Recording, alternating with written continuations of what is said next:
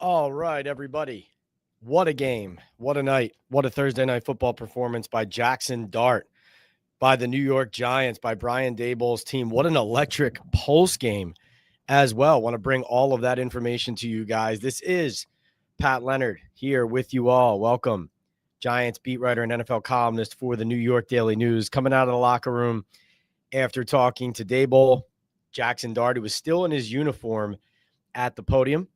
Jalen Hyatt, Brian Burns, Cam Scattaboo, Dexter Lawrence. The Giants are fired up. Brian Daboll feeling himself after this one, really revitalized, I would say is the best description I would use for how the Giants head coach felt after this 34-17 win. Now, the defense shut out the Eagles in the second half. Cordell Flott with a huge interception that Brian Daboll called out. 68-yard return down to Eagles territory. They were up 10 at that point. That set up Cam Scattaboo's third rushing touchdown of the game. That really iced it, along with the help of Dane Belton forcing a fumble recovered by Drew Phillips. Now, that said, Brian Daboll's primary takeaway of Daboll's postgame was that he is juiced up about specifically Jackson Dart, Cam Scattaboo, and the young players that he feels have injected leadership, toughness, and an attitude into the team. There's definitely a semblance, even though Daboll declined that he thinks this way or denied that he thinks this way, there was plenty of comments like he said, I'm glad he's my quarterback. And then he corrected himself, our quarterback. He said he's still a rookie, as one of my mentors says. Let's not give him a gold jacket just yet, Bill Parcells, but he's a good young player to work with. And then he was so invigorated at the podium, Brian Daboll, by this victory and by the fact that, as he said, Jackson is such a good leader for this team. Not just that he plays well, but he feels like he leads them with this new identity. Daboll was so kind of having this out-of-body experience of confidence in the player that he has at quarterback, the evaluation, right? The belief, in sticking his neck out and putting him in the first place after the Giants 0-3 start. And it boiled over into a very funny moment where Daboll was asked about what the Prime Video broadcast showed tonight on Thursday Night Football, the scene where Jackson Dart goes into the medical tent and Daboll was essentially yelling over at the doctors and going over to the tent and trying to find out what was happening with Dart. And Daboll said, listen, there's a lot of emotions on the sidelines. He looks at me and says, I was asked about gloves the other day, talking about Cam Scattaboo and that situation in New Orleans. He says, a lot of emotions on the sidelines. He said, listen, I apologized directly to our team physician already. I wanted his ass out there and asked how long is it going to take, meaning Dart.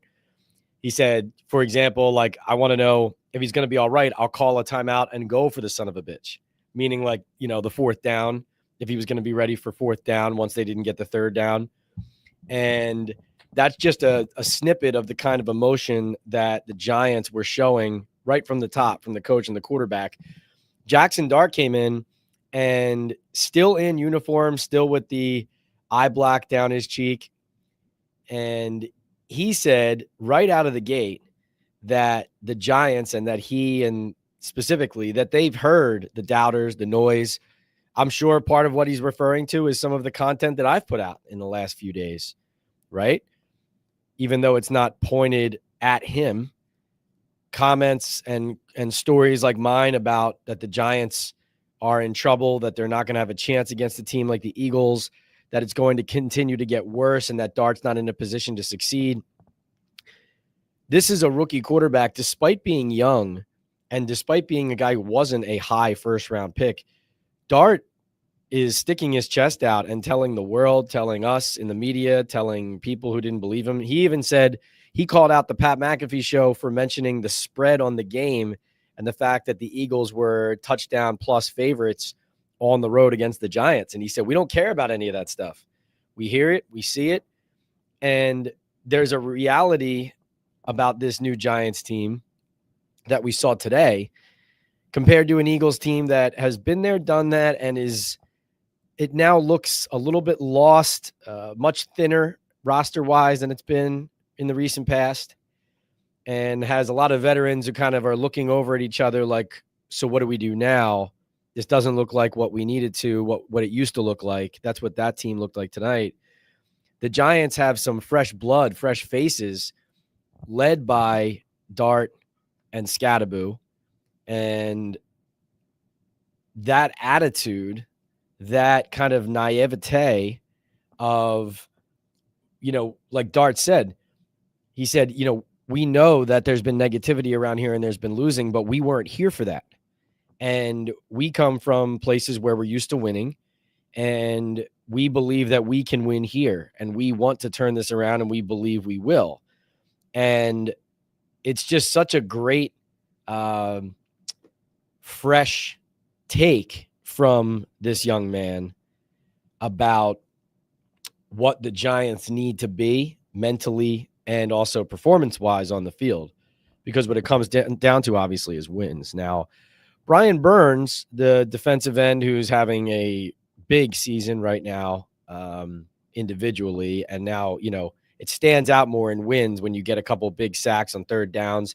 You're getting the opposing offense off the field. Of course, like I said right off the bat, the Giants defense shuts out the Eagles offense in the second half of this game.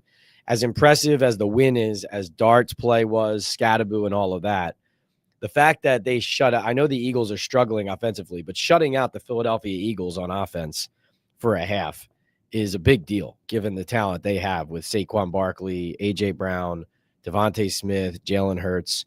Of course, a big play in the game was Jalen Hurts overthrowing Devontae Smith for what would have been a walk-in 85-yard touchdown early in the second half. But outside of that, in the second half, the Giants defense didn't give an inch, forced those 2 turnovers. There was actually a defensive players only meeting this week, reported by Taylor Rooks on the Prime Video broadcast pregame, where Brian Burns called the defense together, got some things off his chest, spoke from the heart, and said that it was about the big picture for the defense. Talked to Dexter Lawrence about it. He said that it was related to, being on all the details, asking questions if you don't know what your assignment is, holding each other accountable, and just raising their overall level of play and making sure it stays consistent for 4 quarters, making sure they don't have a letdown, they don't give up that big play. But Burns also acknowledged that while the defense did its job, that guys like Dart and Scattaboo, first of all, he likes their energy. He did say, although Dart has leadership qualities and is growing towards being a team leader, he said he's not overstepping his boundaries. Like he still asks a lot of questions.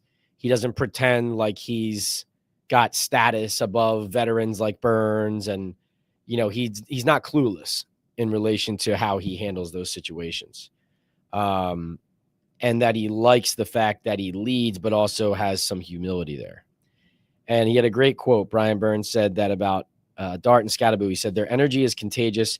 Scat and Dart are playing fearless. As they get older, they may make more calculated decisions, but for now, it's balls to the wall.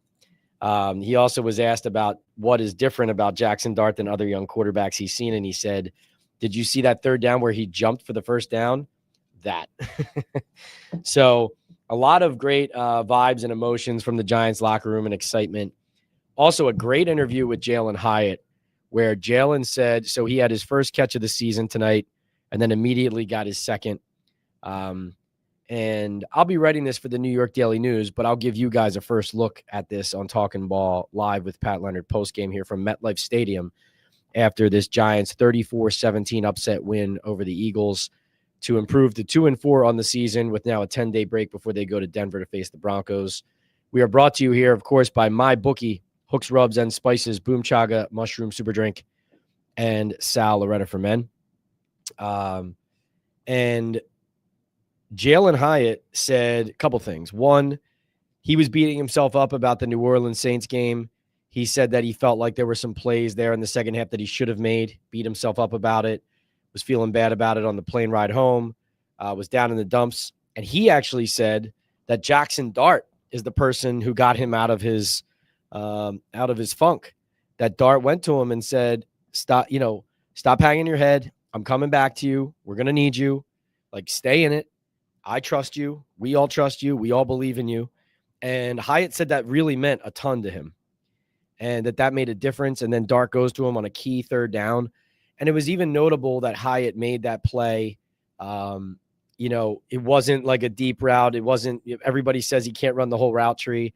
It was like a dirty kind of like hitch, 3rd and 4, right at the sticks, 5-yard catch, and holds on. Adoree Jackson pretty tight in coverage there and makes the play. But Hyatt really said also, he said that he's grateful to all of you, the fans. He said that he's grateful to the fans for kind of sticking by him and believing in him and also holding him accountable. He said, I haven't given them enough to cheer about in the last 3 years. But he did note that it means a lot to have a quarterback who believes in him and who shows belief in him. He even thanked Joe Shane and Brian Daboll for sticking with him through to this point. So a lot of interesting things. I want to get to your questions, and that can kind of frame my ability to give you more answers and go around the locker room and tell you more about what I heard and saw and answer all of your questions. Want to first remind you about our sponsors, MyBookie. So let me throw up the codes here really quickly. I see some super chats. We will get to those right away. Reminder, guys, we won't be on here forever. It's late. We'll try to do, about an hour or so, but we won't be on here forever. So if you have a comment or question you want answered and you think it's too far down in the queue, purchase a super chat or super sticker, elevate it to the top of the queue. Your comment or question will get answered or noted first. MyBookie is where you got to play all your sports book and casino bets, wherever you're trying to make or whatever money you're trying to make, whatever games you like to play. Even if you like to bet UFC, WWE, NHL now is back, NBA is getting underway, baseball playoffs, go to MyBookie, use the code Leonard, and get a bet back bonus today and get started. Boom Chaga Mushroom Super Drink, Talkin Ball 25 is the code. Gives you a nice little boost in the morning in your coffee, tea, or water. Also has antioxidants, anti-inflammatories that are terrific for your health and can help lower cholesterol. Also have cold teas. That's boomchaga.com. Start feeling the difference. Hooks, Rubs, and Spices is great for your tailgating, home gating, whether you're watching at home on the couch or you're in the stadium, in the parking lot, tailgating here at MetLife, or you're going on the road to Denver to watch the Giants take on the Broncos. Bring some Hooks, Rubs, and Spices with you. It makes every meal better. Join the flavor family at hooksrub.com and use the code Talkin Ball at Hooks, Rubs, and Spices. Get some great products for whatever you're putting on the grill and get some great merch as well. Get some great merch there. And last but not least, Sal Loretta for Men. Luxury menswear and tailoring in Midland Park, New Jersey, Bergen County. Go there. Tell them that Pat Leonard sent you. It's the best for any special occasion for men trying to dress nicely and trying to shine in their biggest moments. And before I get into any more football, I want to give a shout out to my buddy Matt Looney, who hit 15 threes for Team Steam tonight at Hoop Heaven and dropped 53 points in a men's league. Absolutely absurd. I thought that was going to be the top athletic accomplishment I heard tonight until I saw the Giants take down the Philadelphia Eagles 34-17 here at MetLife Stadium, although 53 points is 53 points. Way to go, Loon. All right, let's get to our super chats. Joey B kicking us off. I know Joey B is pumped. He says, what a win. I don't care if we lose all the games the rest of the season. This was worth it. Daboll saved his job for 4 more weeks. Pat, I'm driving home, so I can only listen tonight. I totally understand, Joey B. No, listen, Daboll had everything to do with drafting this quarterback, and this quarterback just took down the Philadelphia Eagles. Granted, Jalen Carter didn't play for the Eagles. Quinyon Mitchell went out early, and the Eagles have their problems. But there's no excuses. The Giants are playing without their top receiver, their best offensive weapon, Malik Neighbors. They were down their top 2 wide receivers with Darius Slayton out as well, right? So teams are banged up. This is the NFL. You got to win with what you have. And the Giants did that tonight. Jackson Dart played well. His third down performance tonight, I thought, is what stood out the most to me. When you say, okay, what's different about Dart compared to what the Giants have gotten in other spots, let's say from a guy like Russell Wilson when he was in, and even in previous seasons with this offense. Dart was 11 of 15 on third downs tonight. That's 73.3% on third down. That is absurd. Some of it was with his legs. Some of it was with his arm. Some of it was moving in the pocket or using his legs and maneuvering and then making a throw on the run. Jackson Dart did it all tonight. And, of course, you had Scadaboo in the running game, and the way they were able to finish those 3 drives in the second quarter, third quarter, fourth quarter, that was Cam Scadaboo in the red zone. But credit to the offensive line. John Michael Schmitz goes out with a concussion. Austin Schlottman fills in down the stretch. DJ Davidson also got hurt, defensive tackle, but the Giants persevered. Terrific win, Joey B. Terrific win. I mean, this was a game against a team the Giants hadn't beaten since January of 2024 in Week 18 of the 23 season. Tyrod Taylor was the quarterback in that game, and Saquon Barkley had 2 touchdowns for the Giants to beat the Eagles the last time the Giants beat the Birds. The Giants snapped an 8-game losing streak in the division with this win. They had lost 8 straight. They snapped that skid. They improved to 2-6 against the Eagles under Daboll and Shane. They understand that it's going to take, building on this. They have to get right back to it. Denver, they got Philly again in 2 weeks. They know that game could go differently in South Philadelphia. But you know what? Dart, the biggest takeaway of tonight is when you hear Dart and other players say that, we're here to believe that we're going to win these games. And it's not always going to happen, but I do believe that when you see a result back up that confidence, it makes all the difference in the world in sports. D-Kid says, Giants veterans showed up and Giants rookies showed out. You cannot deny the impact of the young quarterback. I'm stunned in disbelief. Can't remember the last time I've been this hyped. Damn, Denver next. Yeah, and here's the thing about beating the Eagles, right? And I know the Eagles are beleaguered and confusing right now, and you look at them and you say, where is this going, right? A.J. Brown hasn't been happy. Jalen Hurts tonight, I mean, between the missed deep shot to Devontae Smith and the interception where Flott made a great play on that, but the ball was thrown behind the receiver, which is why he got it. Hurts he even had one throw on the sideline to A.J. Brown early on where Brown was open for what would have been like a 17-yard gain. And he threw this kind of, I don't know, like a crescent moon type ball over his head that just landed incomplete out of bounds. Philly's got a lot of problems. That said, you beat a team with the kind of talent that the Eagles have and the kind of coaching that the Eagles have and the pedigree and the experience of winning in big spots and against adversity and things like that. You win games like this, it makes you go into games like the Denver game and the next time you play the Eagles and the Niners. And listen, results can go both ways, but you just want to be one of those teams, right? You want to be one of those teams where every week you have a chance to win.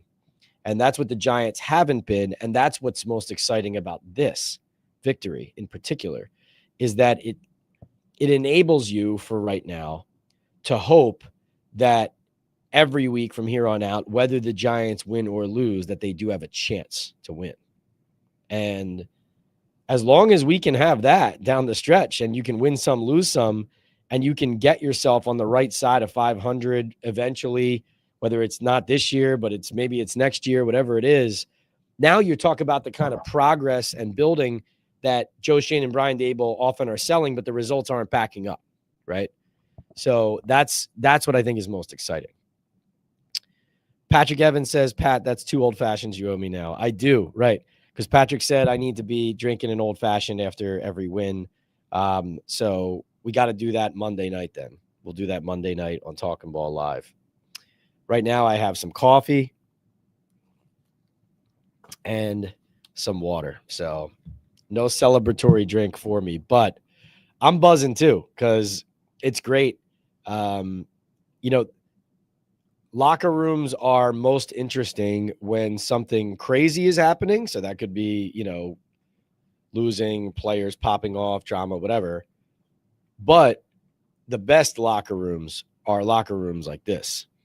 Teams that are feeling themselves, they're excited, upset win or big playoff win or whatever you want to call it. And guys' emotions are running high. They're excited. They're ready to praise their teammates. They're ready to tell stories about how they figured or how they made a big play or, like, for example, the defensive players team only meeting. Now, credit to Taylor Rooks for reporting that on Prime Video on the broadcast before the game. But like, those are the kind of things that players, you just don't hear when things are going poorly, right? They're not going to talk about that. It doesn't become a story. It doesn't become something that the guys light up about and share insights on. And it doesn't fold into the storyline, into the narrative of the team's growth, right? So there's so many great things about victories. By the way, whether you want to get it playing simultaneously somewhere or whether you just want to watch it after this, posted the full Jackson Dart press conference on my YouTube channel where you guys are watching this now. So that's up there as well. All right, let's get to your questions. Peterstown says, hey, Pat, if Daboll goes okay, so Peterstown, look, this is interesting. So this is where the conversation was earlier. He had said, if Daboll goes, Shane stays for one simple reason. He's the yes man to Tim McDonald, Chris Mara. These two have way too much say. So my question is, where the heck is Tish? Well, Peterstown, interesting because right now, although that was the conversation going in and could have been the conversation after this game if this result had gone a different way, right now, no one is going anywhere. And if Jackson Dart continues to play the way he does and effectively and lead this team, then Brian Daboll certainly is not going anywhere, not only if they get results, but also he's the person who put his foot down and banged the table for this quarterback.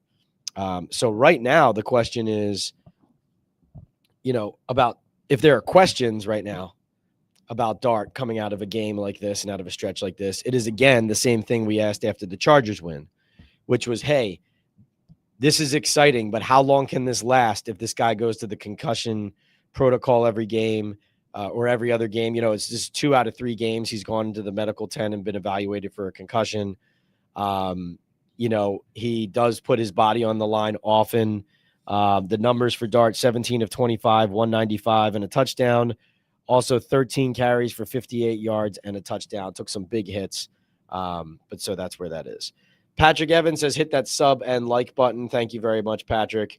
And again, thank you to everybody who dropped the super chat. So to start, Joey B, D-Kit, Patrick Evans twice. Patrick actually also dropped another super chat and said, I think it's time to make Russ third string. Yeah, I agree with that. There was an interesting moment tonight where Russell Wilson came into the game and on that he handed the ball off, and then on third down, he targeted Jalen Hyatt on a play where there was clearly confusion because the Hyatt was running a different route than where the ball is thrown. Now, in the moment, Russell Wilson immediately started gesturing like, showing the world like you were supposed to run a different route, which I didn't like. I called it out on social media and said that he was showing up Jalen Hyatt doing that. My best understanding of that play is what happened is Hyatt came on the field late because there was like a personnel change, and Russell Wilson had called an alert on the play and Hyatt had not heard it. So it was just like, a miscommunication. It wasn't like, hey, your fault or his fault. It was just he hadn't heard the alert. And so Wilson was throwing to the correct spot based on the alert he had called on the play, and Hyatt hadn't heard that. But yeah, interestingly, walking out, Russell Wilson did kind of look me in the eye because he didn't do any interviews, but kind of looked me in the eye, said, all right, have a good night, So that was interesting. I think there's a good chance he saw my tweet.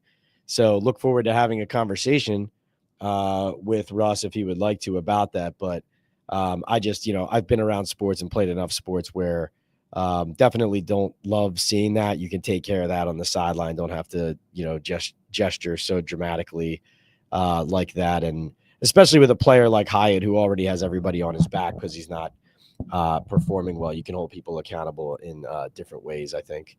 But that said, what you're looking for at quarterback is just effectiveness, right? I mean, you want an ability to not feel like you're in panic mode on offense the second that the starter goes out. You're always going to have a drop off from the starter to the backup. Of course, the Giants did have Russell Wilson as the starter to start the season. Very unusual now watching what we're watching with Dart on the field, that they didn't split reps in the summer, that they didn't give Dart a chance to start the season, frankly. But obviously, we've talked about this, the dynamics of the organization, the general manager, the coach, who wants who to play, and all those things. But I agree with you. I think Jameis should be the number 2 as well. Interestingly enough, though, I don't know if we talked about this yet on Talkin Ball because of this short week, but how about the Cincinnati Bengals trading for Joe Flacco and not even calling the Giants on Russell Wilson or Jameis Winston? I thought that was curious. Simeon says, Pat, if Winston was inactive, then why was he dressed? Well, Simeon, now because in the last couple of years, they have this new rule called the emergency third quarterback rule. And what that means is teams are allowed to have a third quarterback on the sideline in uniform. And what happens is he gets put on the inactive list as the emergency third QB. Like it says inactive list and it has Jameis Winston's name. And then in parentheses, it says emergency third quarterback. Now, what that means is he is inactive and not allowed to play unless both quarterbacks ahead of him who are active for the game are not able to play. So hypothetically, in a game like this, Jameis Winston could have entered the game only if Jackson Dart and Russell Wilson either both had gotten hurt and couldn't play, or, let's say Dart gets ejected for headbutting somebody or, whatever. Let's say Dart gets ejected and Russell Wilson gets hurt, or, 2 personal fouls by Russell Wilson and he gets tossed and then Dart's hurt. Then Winston can play as the emergency third quarterback. But otherwise, you're inactive. So that's why he's in uniform, because technically there's a chance the emergency third quarterback can play in a game, but he's not allowed to unless those guys are unable to for some reason. Good question. Kylo says, Dart has to win Rookie of the Year if he can beat Denver next week. You gotta. Jacob says, smack that like button and that sub button for the best reporter on YouTube. Yes, please remember to hit the like buttons while we are live here on YouTube channel, PL on NFL, Talkin Ball Postgame Live, here live from MetLife Stadium. I'm staring at the field.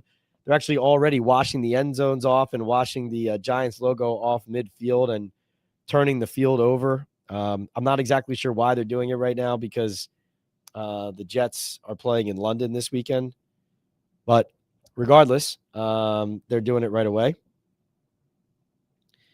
And Jacob, thanks for the reminder here. But yes, New York Daily News, NFL columnist, Giants beat writer, my 10th season covering the team.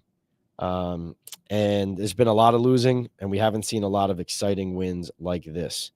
But very exciting. Jackson Dart's first primetime game, and he beats the reigning Super Bowl champion Philadelphia Eagles and improves to 2-1 as an NFL starter. DGH says, why did they keep running Scadaboo so much late in the fourth quarter? He had already taken enough hits. I think because Daboll wanted to finish the game the way that they started it, which was by imposing their will physically and continuing to reinforce an identity that Dart and Scadaboo are kind of the leaders of here. And that is an identity of toughness, of resilience, of it's a combination of athleticism and elusiveness and hard-nosed, in-your-face play that they're getting from these rookies and that they're showing. And I think what you're seeing from the Giants here with those two guys in particular, and to answer your question, DGH, and thank you so much for the generous super chat, is Daboll is, first of all, two things.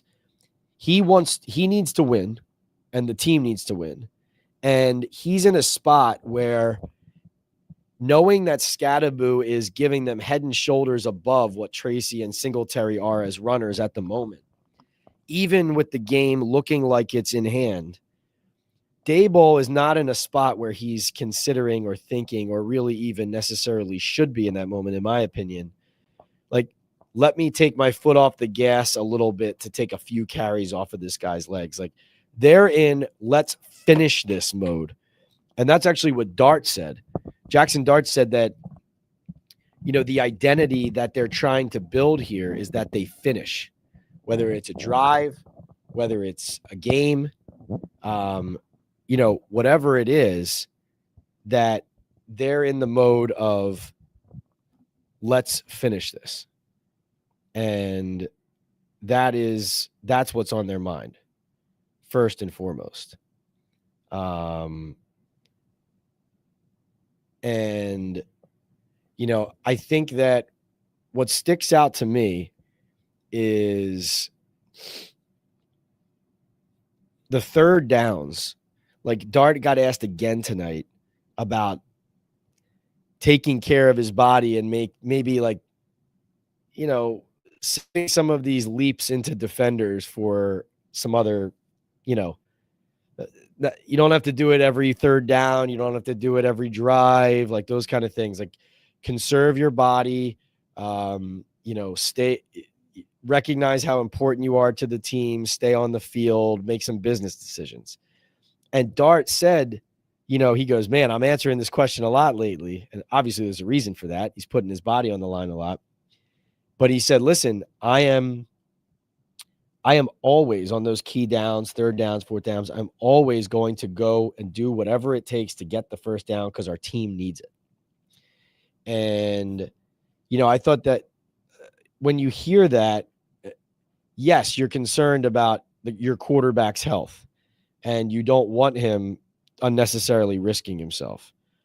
But when you hear why he does it and you hear him explain his thought process and his belief and his need to assert himself in that way for the betterment of the team, it is difficult not to get behind that.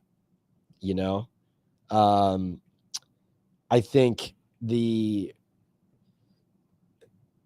frankly, even though Scatterboo, he ends up averaging 5.2 yards per carry, especially in the late fourth quarter, he really started getting bigger chunks, and the Eagles kind of folded a little bit.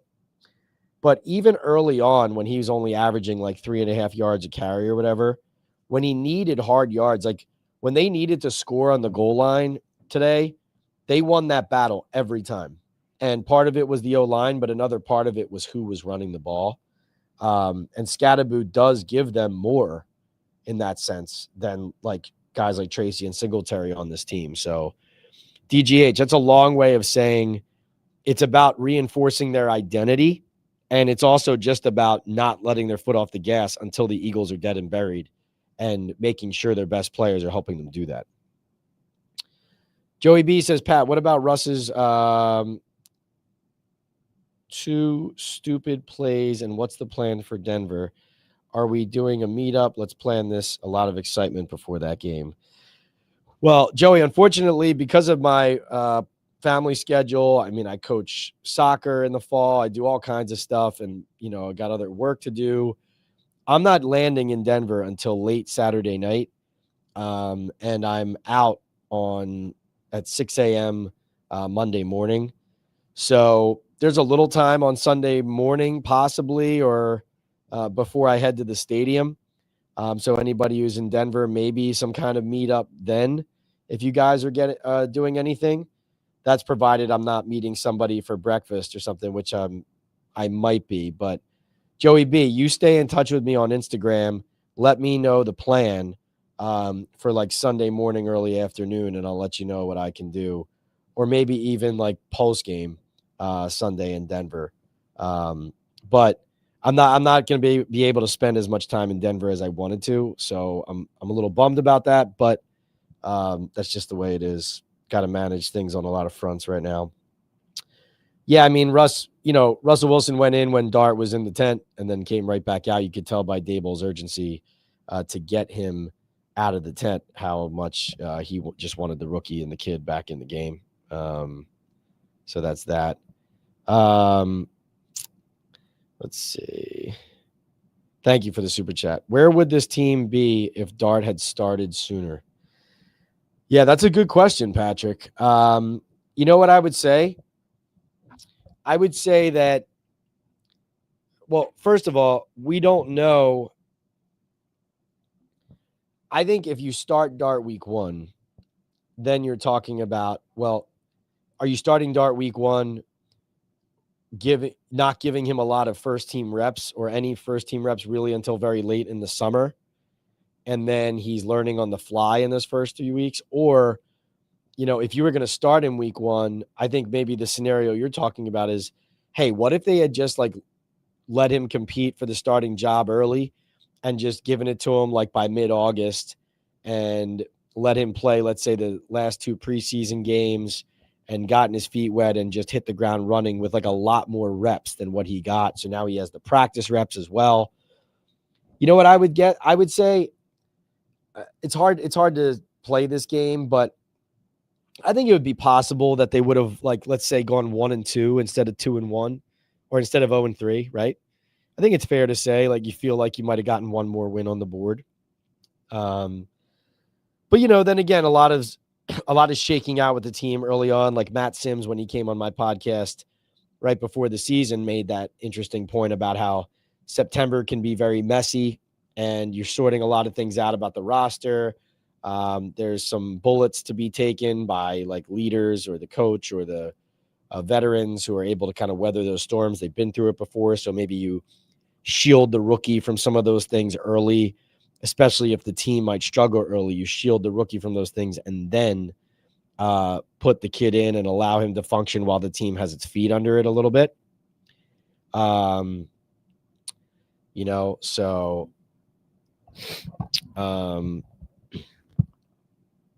I'd say maybe one more win on the board.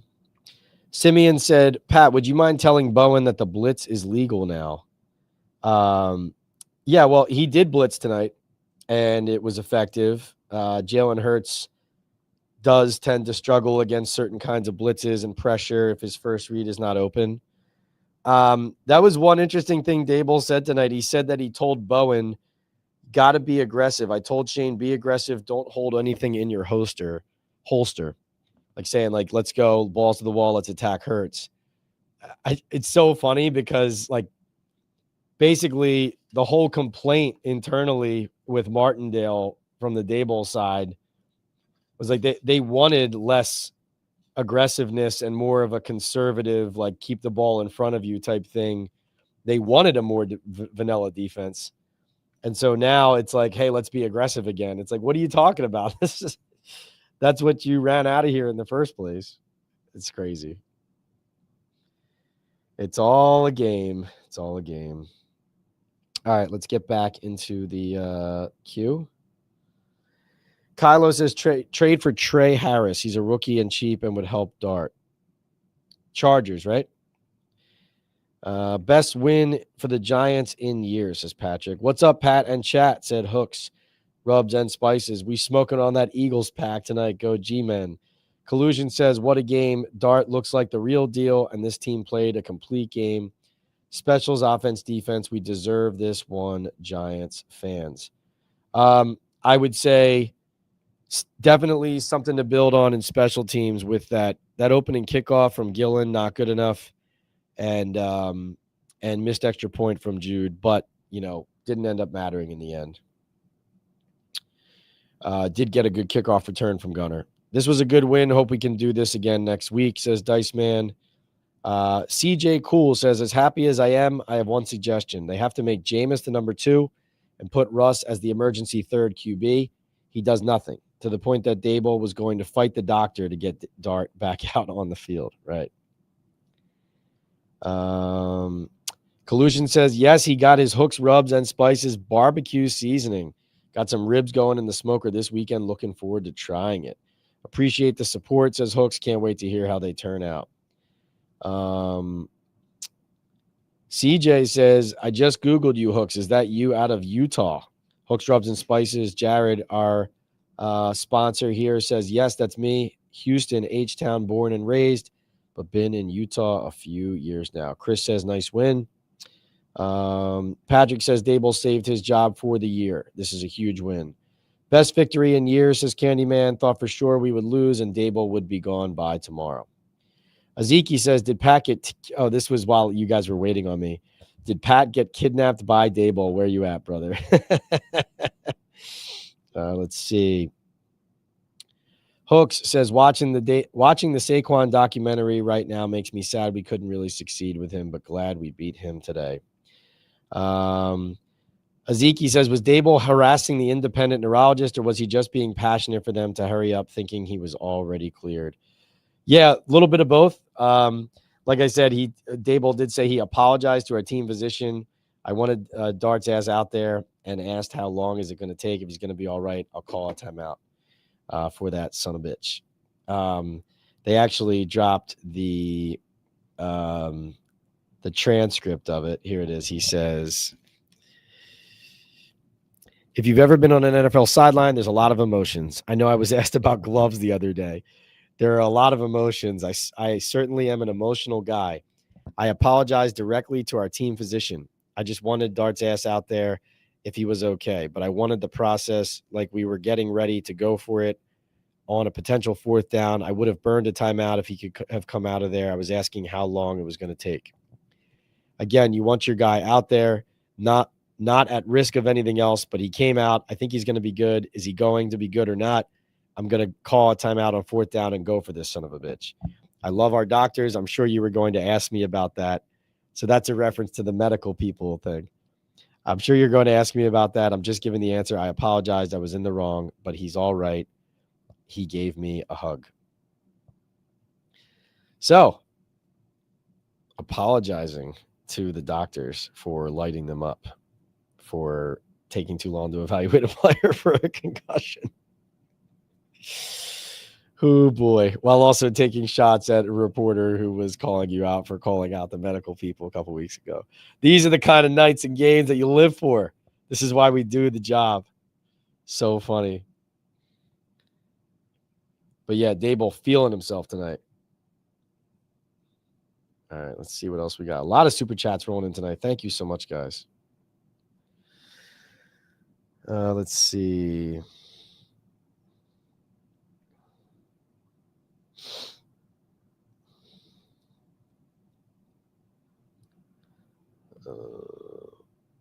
Wonder if he'll get fined. How about Hyatt, dude, says Collusion. Happy for the kid making some plays out there tonight. Definitely. 3 catches for 17 yards. Hyatt was also hard on himself, saying that he needs to come up with that deep throw from Dart that could have been a touchdown.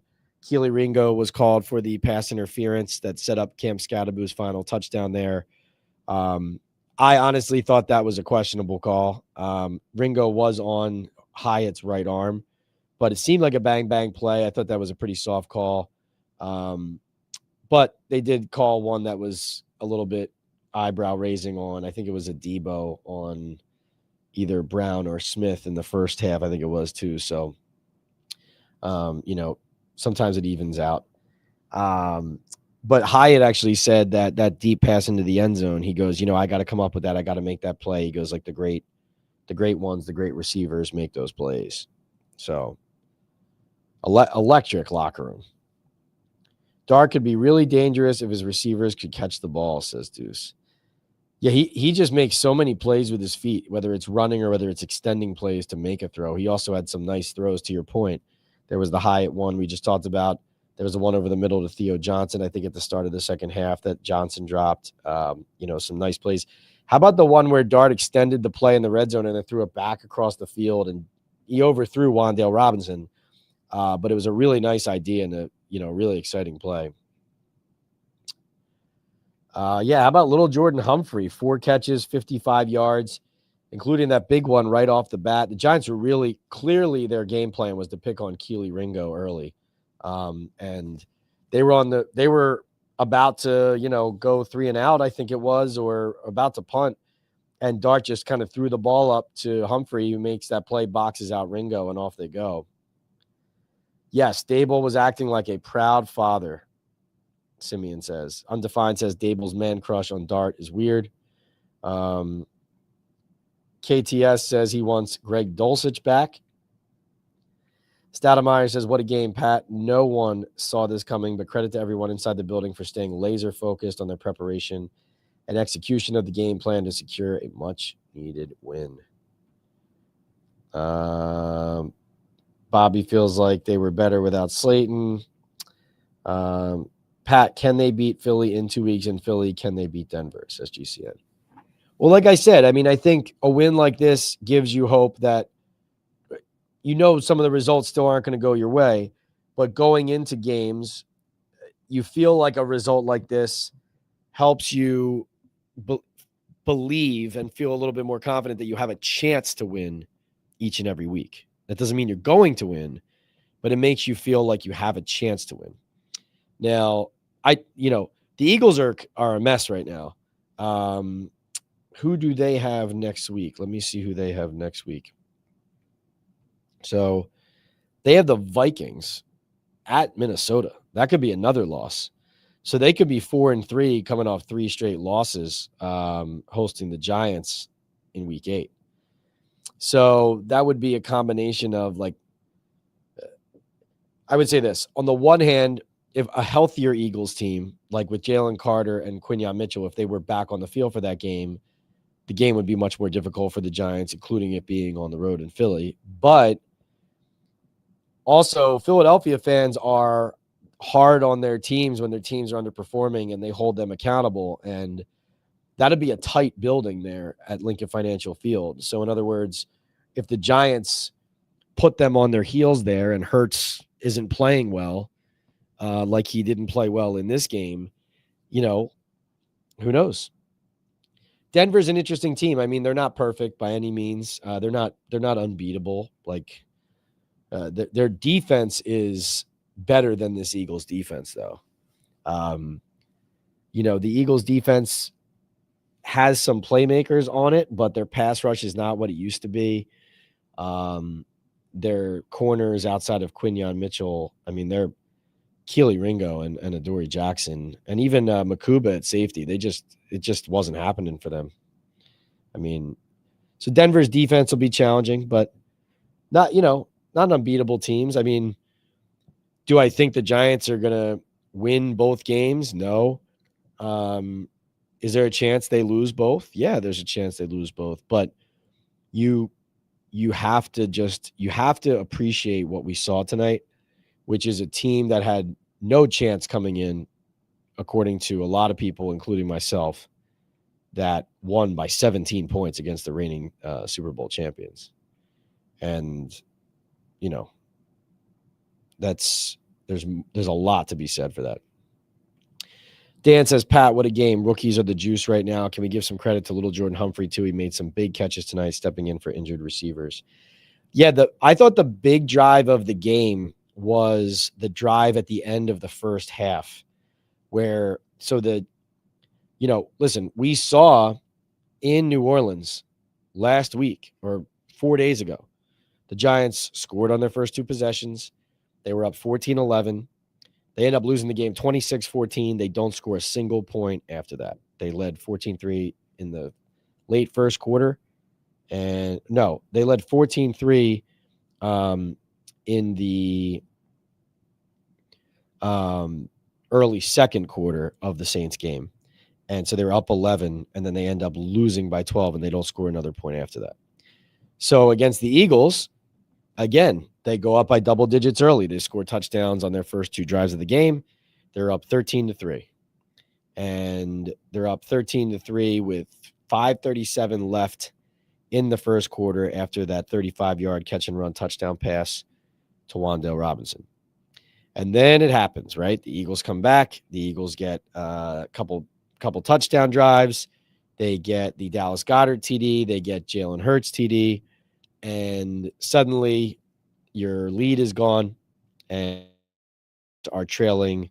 After being up 13-3, they are now down 17-13, and they get the ball back with under 7 minutes to play. That ensuing drive, 15 plays, 67 yards, takes 5 minutes and 37 seconds off the clock to go back up 2017 into half, I thought was an enormous, and like that was the drive of the game, because it could have been a here we go again situation. And here's how they went on that drive. Scatterboo for 3 yards, Tracy for 1 yard. Then Dart hits little Jordan Humphrey on a 9-yard pass on 3rd and 6 for a 3rd down. Then it's Dart scrambles for 9 yards, Scatterboo for 6.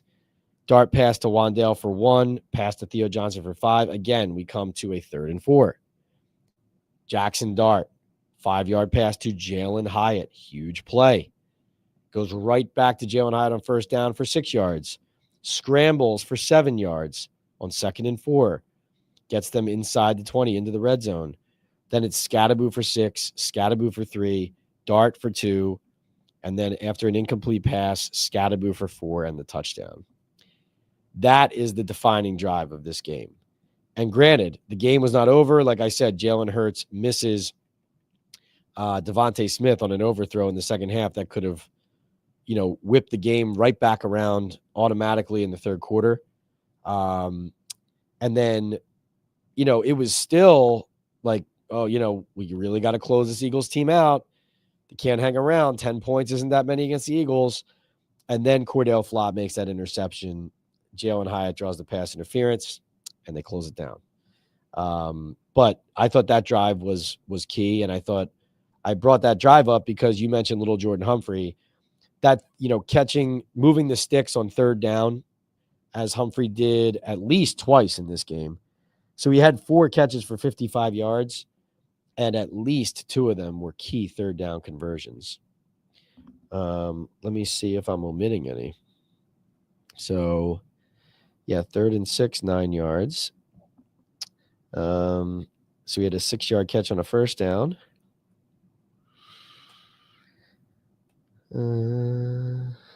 Yeah, the 34-yarder on 3rd and 12 was big. And that was his first catch of the game. And he had a 6-yard catch on a 3rd and 10 that led to a punt. So 2 big 3rd down conversions for little Jordan Humphrey. Patrick says, Pat, what did you think about Daboll's comment in the press conference about A.J. Brown always being open? Did it get in Philly's head? No,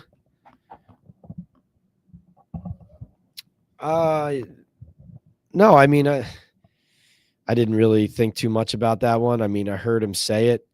I mean, maybe he was trying to play some mind games and kind of play on the anxieties of the Eagles, but I think the Eagles are in their own heads. That's, I guess, the best way I would say it. I don't even think the Eagles need to be pushed into that space. I think they're already there.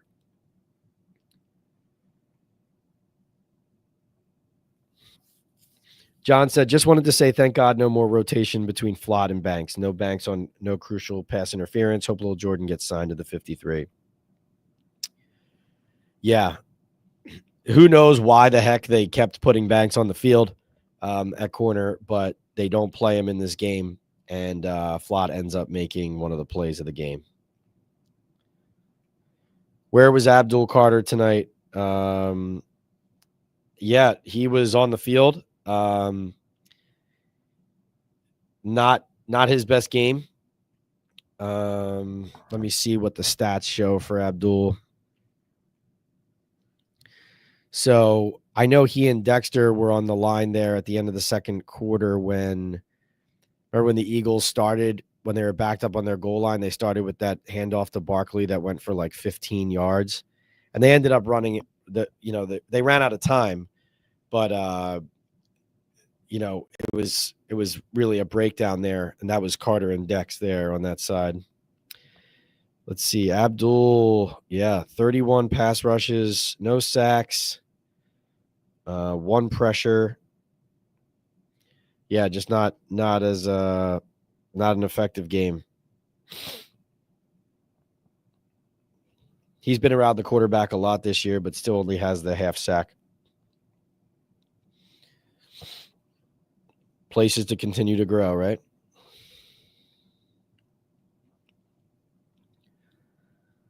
All right, let's see.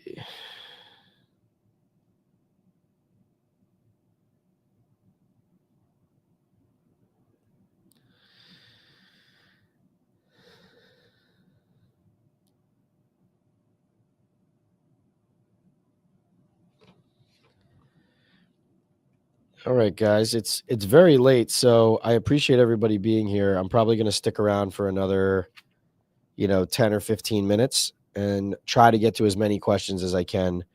But if you want to definitely get a question or comment in, please jump into the queue with a super chat, and I'll make sure I get to it. Otherwise, it could fall by the wayside. But if you don't get to it tonight, we'll be back on Monday night with another Talkin Ball Live after the weekend, which should be a nice breather for me and for the team. By the way, updated division standings: Philadelphia Eagles 4-2, Washington Commanders 3-2, Dallas Cowboys 2-2-1. That pesky tie with the Packers is going to matter definitely down the road, and the New York Giants at 2-4. But as we've talked about, with an opportunity, not only Denver Broncos next week, but then another chance against the Eagles in a couple weeks to try to continue to close the gap there in the division. So that game will end up being the difference between, hey, exciting win, but still ways to go, versus actually dragging yourselves back into contention in a crowded division, right? By the way, on the Banks point, John, really interesting that we're starting to see these players kind of fall by the wayside. Some of the players who have frustrated you guys, like Banks, he's on kickoff, but otherwise falls out of the defensive game plan, completely gets eliminated. James Hudson, inactive tonight. A guy they paid real money, like $6 million a year to be a swing tackle, completely inactive for this game. So you hate to swing and miss on players, but the worst thing you can do is to continue to stick with them if they're not giving you results and you can't trust them, right? Let's see.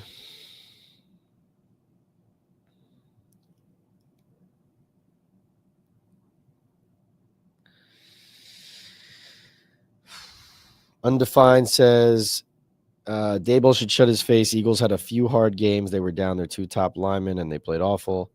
Dan says, do you think the Eagles lost their identity? They're definitely don't look the same and are searching for things. And there are some personnel gaps.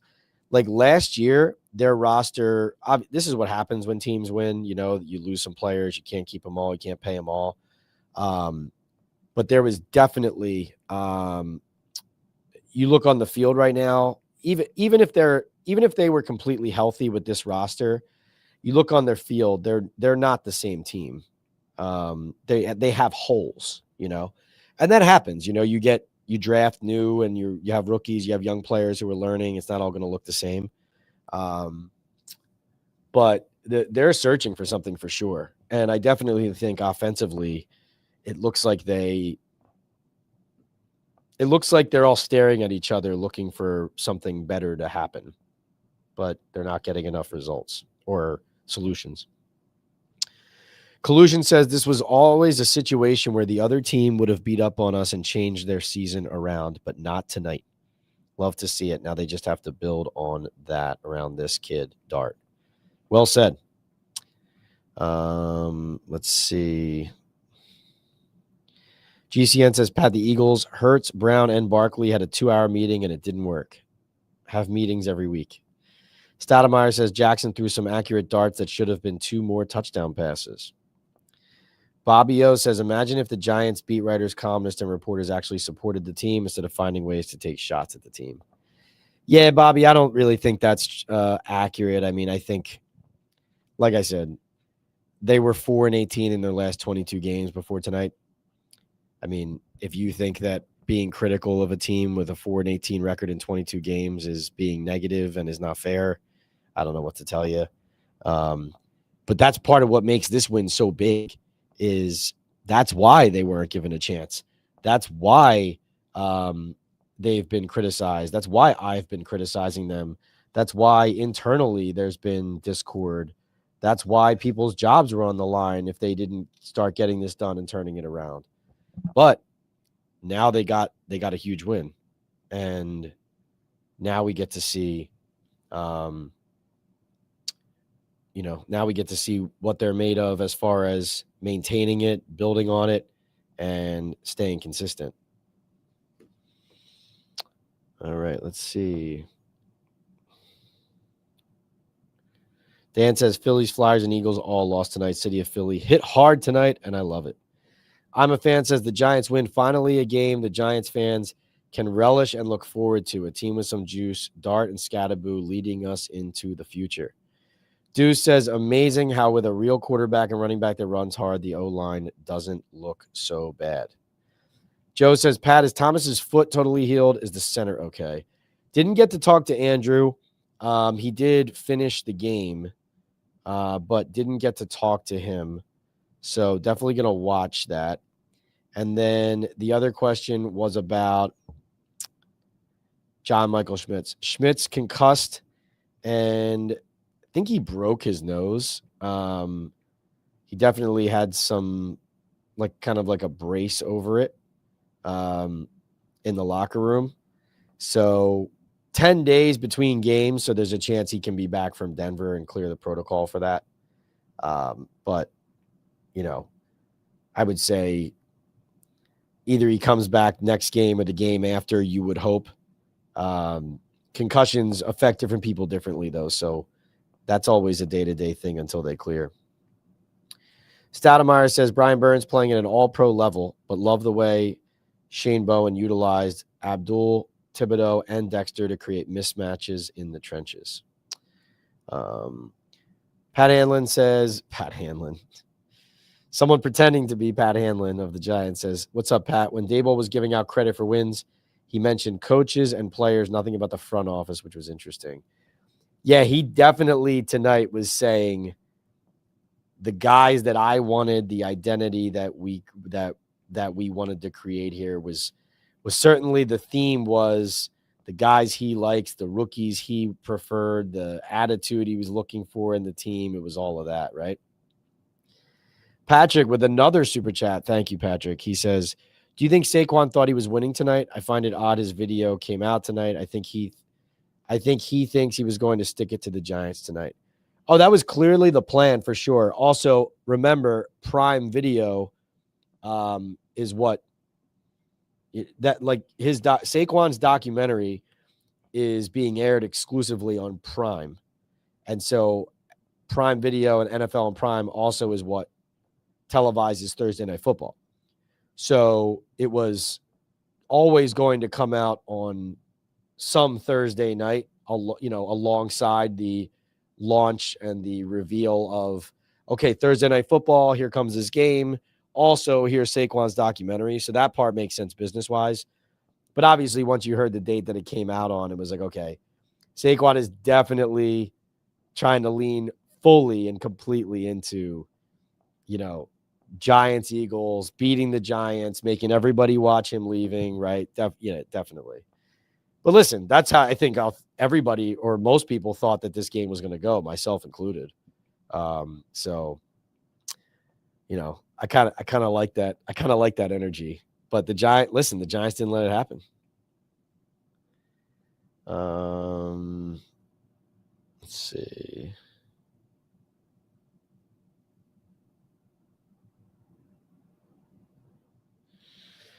Thibodeau is playing great. He just didn't have a sack tonight. Hyatt came back strong. Let's see.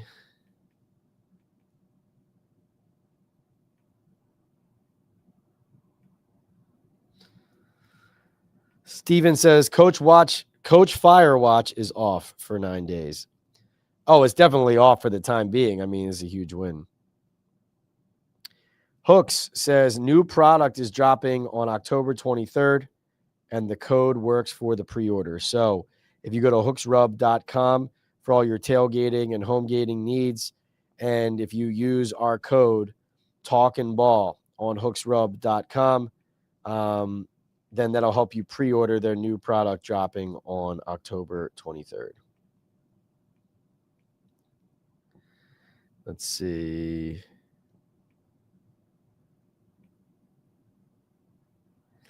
Joe says, Pat, if the Giants go into Philly and win, Daboll gets a new 5-year contract.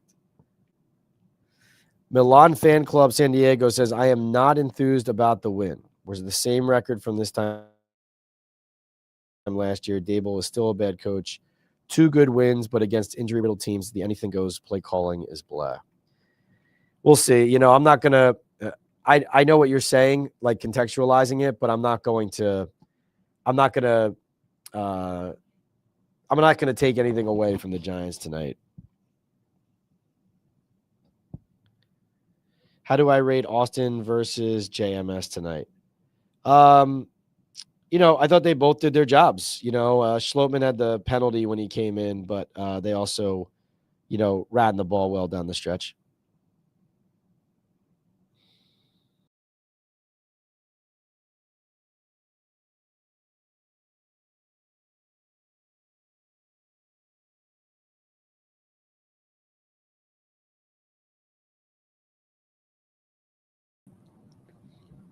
Hey, they're trying to kick me out.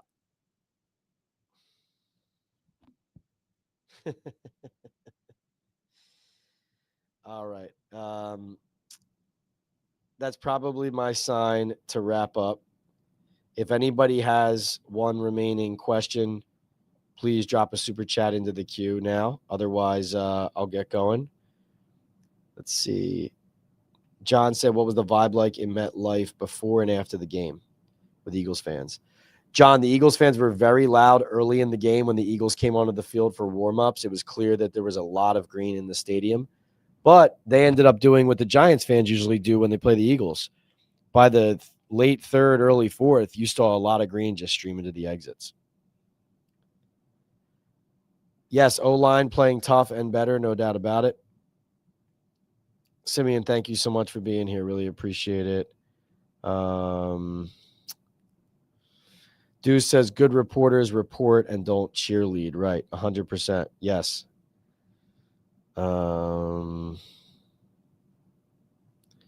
Jonathan reminds everybody to like and subscribe. And here's Joseph checks in with a $10 super chat.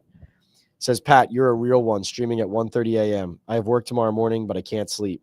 This victory just feels so good. It feels like a new era, played with passion and heart.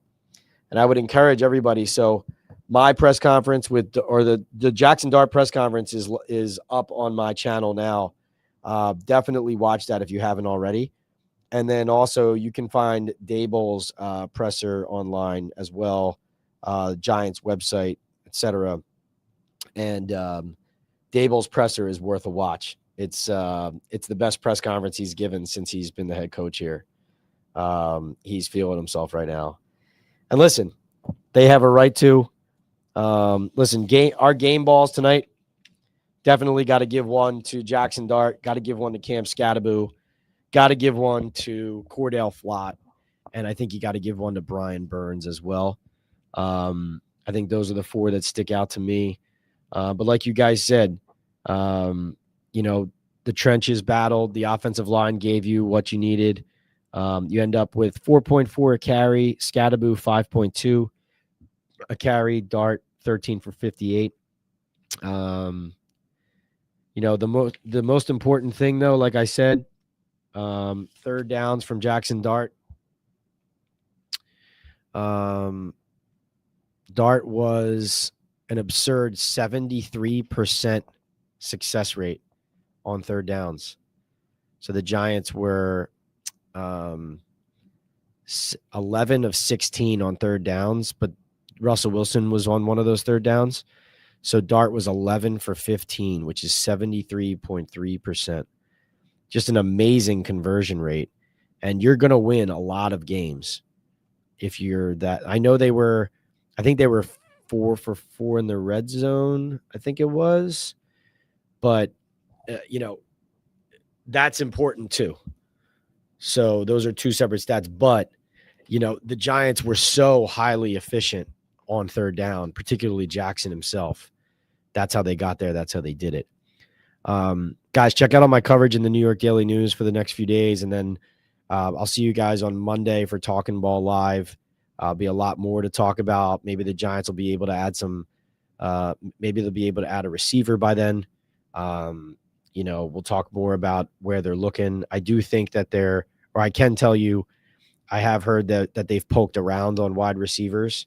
They had the workout. I reported that Samori Toure did sign with the Denver Broncos out of that group that they worked out. So they haven't added anyone new yet. Little Jordan Humphrey did give them something in this game, but they have poked around on receivers. So I think hopefully by Monday, we should have some things to talk about in regards to maybe where the team's roster makeup and construction is going.